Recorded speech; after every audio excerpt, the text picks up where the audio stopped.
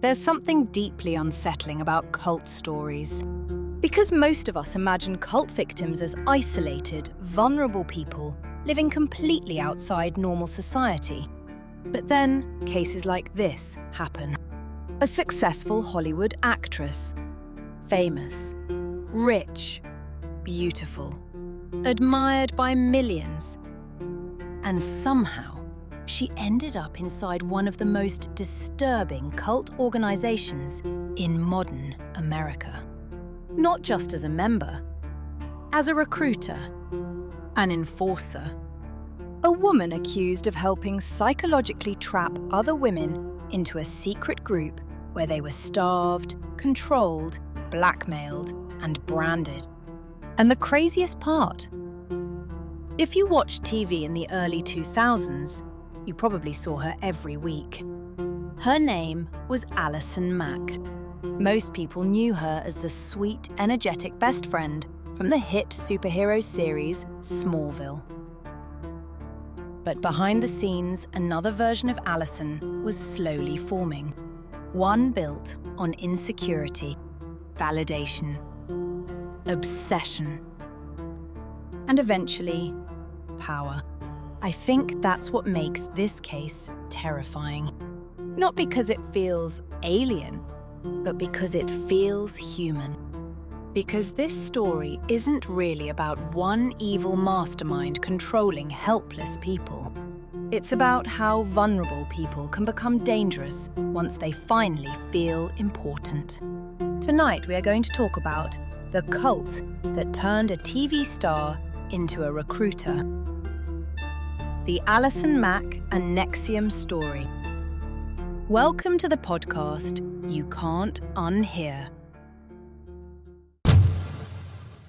Back in the early 2000s, Smallville was huge. It was one of the defining superhero shows before the Marvel era exploded. And Allison Mack became incredibly recognizable through her role as Chloe Sullivan, Smallville. From the outside, her life looked perfect. Fame, money, career success, industry connections. But celebrity culture has this weird psychological trap attached to it. People see the finished product, not the emotional cost. And according to Allison herself, by around 2006, she was struggling emotionally despite her success. No privacy. No normalcy. Constant pressure. A lot of actors who become famous young end up emotionally frozen in strange ways. Their identity becomes tied to performance, validation, and public approval. They stop knowing who they are outside of being needed. And I think that's the main problem here. Because cults rarely recruit people by saying, "Hey, want to ruin your life?" No. They offer meaning, direction, belonging, confidence, purpose. Basically, they offer emotional relief. And that's exactly how Allison encountered NXIVM. NXIVM. Pronounced NXIVM. At first glance, it looked harmless. It marketed itself as a self-improvement organization focused on empowerment, confidence, communication skills, and personal growth. If you saw the brochures back then, it probably looked like one of those expensive motivational seminars for ambitious professionals. And Allison became deeply invested in it. Quietly at first. Her friends and family reportedly noticed she kept disappearing to mysterious workshops and retreats.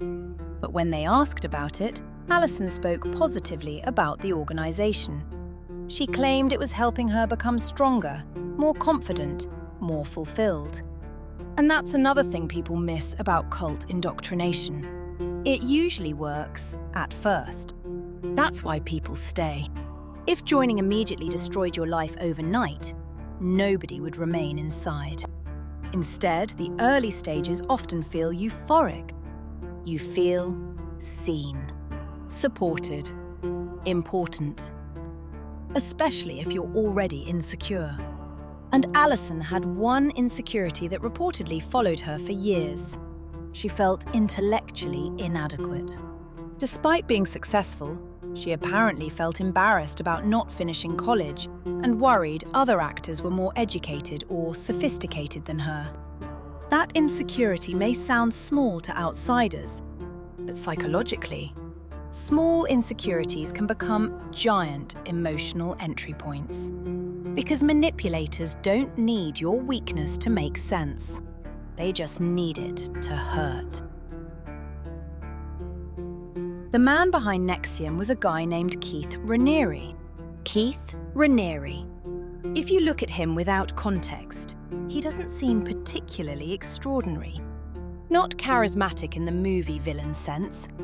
Not physically imposing. Not some glamorous billionaire. Just a guy. Which almost makes the story stranger. How does someone like that convince successful adults to surrender their autonomy?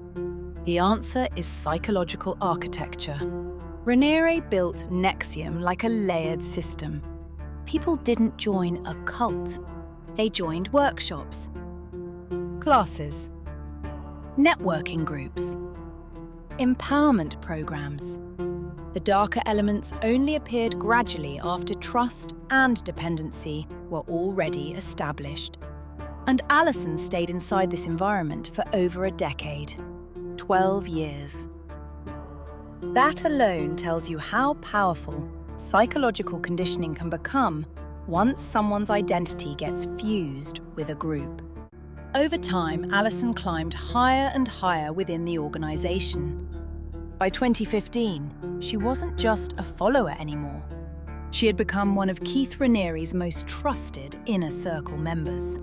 And this is where the case shifts from tragic to deeply disturbing. Because once victims gain status inside systems like this, many begin repeating the abuse downward. Not always because they're evil, sometimes because power finally makes them feel valuable. And power can be intoxicating to insecure people. Suddenly, Alison wasn't the uncertain actress seeking guidance anymore. Now, she was important, influential, respected inside the group. She began recruiting women herself, using her celebrity status and public image. Young women trusted her because she looked successful, polished, safe. That's one of the darkest ironies here. Her fame became a recruitment tool. She allegedly approached women promising empowerment, confidence, sisterhood, growth. But behind that promise existed something far darker. A secret subgroup within NXIVM called DOS. DOS functioned almost like a secret master-slave hierarchy hidden inside the organization. Women entering DOS were reportedly required to provide collateral. Not money, not contracts, but compromising material. Nude photos, sexually explicit videos, damaging confessions, anything capable of destroying their lives publicly if they ever tried leaving. Think about how psychologically manipulative that is.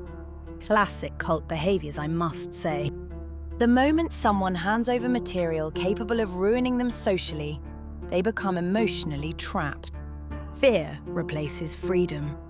And according to testimonies, the control inside DOS became extreme. Women reportedly survived on 500 to 800 calories daily. That's starvation territory. They were sleep deprived, forced into exhausting exercise routines, required to answer messages within seconds, constant obedience, constant monitoring, constant pressure. And if you look at photos of Alison during this era, she appears frighteningly thin, almost hollow, like someone slowly disappearing inside herself. But think about it. I think this is actually intentional. The organization makes the members tired and hungry so that they can't think straight. so they are easier to control. So they stay. I've seen similar patterns in other cult stories like JMS in South Korea. Classic. Back to Alison. One thing I think people oversimplify in this case is Alison's role. Some people want a clean answer. She was a victim. Or she was evil. But real life is messier than that. Because yes, Alison was manipulated. But she also manipulated others. Both things can exist simultaneously. And that's uncomfortable. But important. Cults often work by turning victims into recruiters because recruitment psychologically reinforces belief. The more damage you help cause, the harder it becomes to admit the system is corrupt. Because then you must confront your own actions too. And Alison reportedly became extremely controlling, demanding, cruel even. Former members described her threatening women emotionally and enforcing obedience with frightening intensity. It's almost like she transformed into the very type of person she once needed protection from. That says something terrifying about human psychology. People who feel powerless for long enough sometimes become intoxicated by finally having authority over others, especially inside closed systems where abuse becomes normalized. Over time, your moral compass shifts. Things that once seemed horrifying start feeling necessary. That's how indoctrination works. Not instantly, gradually. Eventually, though, systems like this collapse.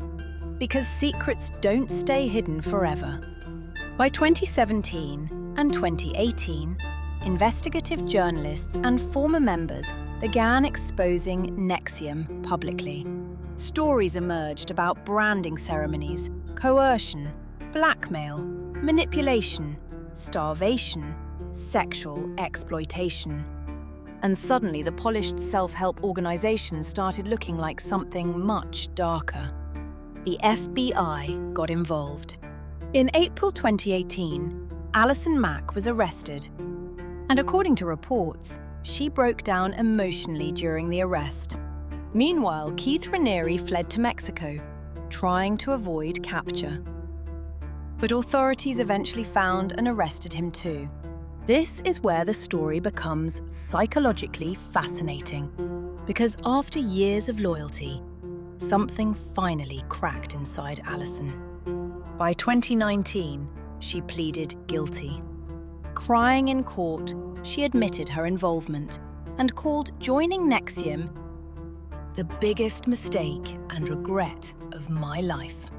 That line is important because people assume brainwashing looks dramatic. But often it looks like slowly surrendering your moral instincts, one compromise at a time. Until eventually you wake up, surrounded by consequences you never imagined reaching. And thanks largely to testimony from insiders, including Alison, prosecutors built an overwhelming case against Keith Raniere. In 2020, he received a sentence of 120 years in prison. Effectively, life. The court described him as someone who exploited human vulnerability for power and control. Meanwhile, Alison received a much lighter sentence.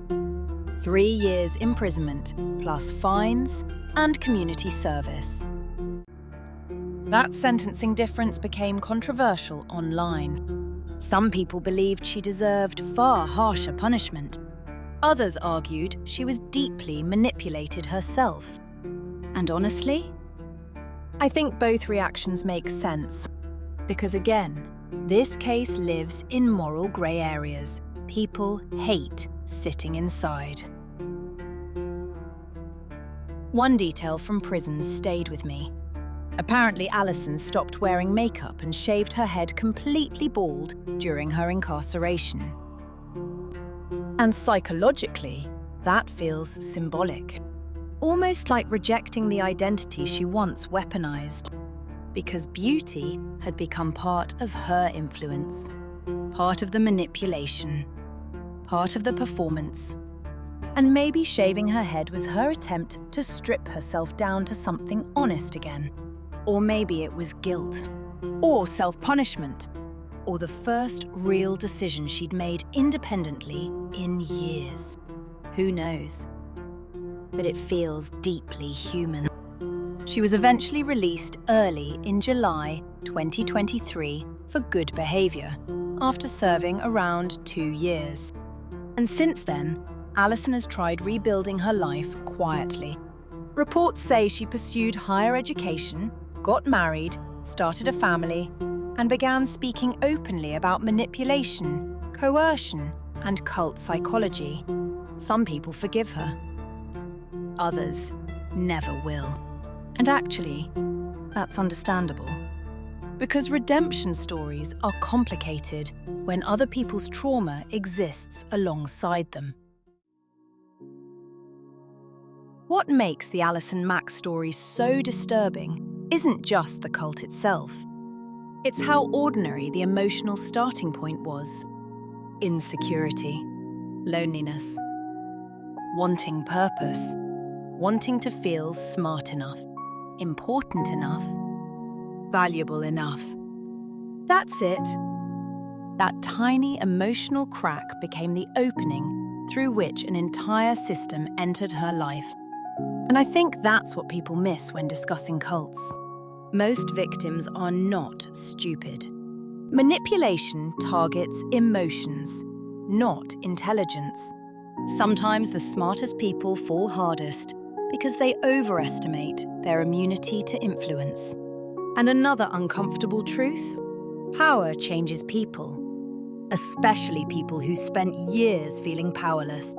At some point, Alison stopped being just a manipulated follower and became someone helping perpetuate harm herself. That duality is what makes this case so unsettling. Because it forces us to confront the possibility that under the right conditions, human beings can slowly become strangers to themselves. Maybe that's the scariest part after all. Not monsters, not masterminds. Just ordinary people drifting step by step into darkness while convincing themselves they're doing something good. As always, stay safe out there, guys. See you on the next episode of the podcast You Can't Unhear.